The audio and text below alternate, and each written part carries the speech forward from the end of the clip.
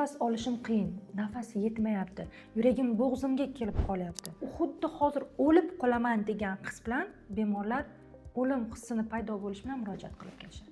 Bu belgilar aslida kardiolog davolaydimi, nevropatologmi? Hamohang ikkita kasb egalari baravar davolashadi, chunki bu holat qon aylanish yetishmovchiligi holatini nojo'ya ta'sirlarining biri hisoblanib, davolanmagan yurak ishemik kasalligi, yurak kasalliklari va o'tkazib yuborilgan miyadagi qon aylanishini buzilishidan kelib chiqadi.